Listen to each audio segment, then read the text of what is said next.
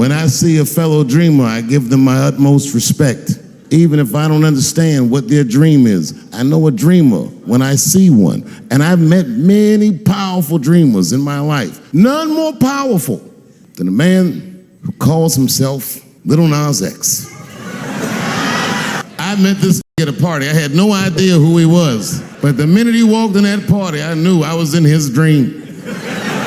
Everybody in the party was another dreamer. Everyone was famous, but when that walked in, he was dressed like C-3PO. He was shining. And everyone was like, oh my God, there he is. That's Lil Nas X. I didn't know who he was. And for some reason, out of all them dreamers, he walked right up to me. And he said, I tried to get you in my video. I didn't know what the fuck he was talking about. I said, what? I said, what? What video?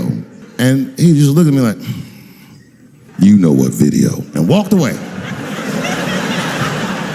I watched him walk away. I said, man, this was having a very powerful dream.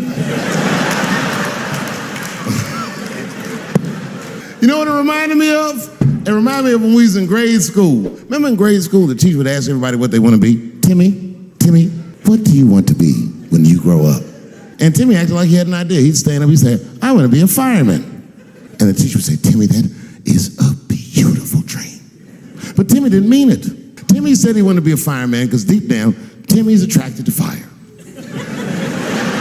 And by the time he's 14 years old, this is a full-blown pyromaniac playing with kerosene and matches like a goddamn expert. And then one night he goes downtown with his buddies, fucking around with fire, and burns a warehouse down. And he doesn't know it, but there's 13 migrant workers from El Salvador, and they're in that motherfucker. They get trapped, and then they die in the fire. Isn't that a tragedy? It was an accident. He's only 14 years old, but he's black.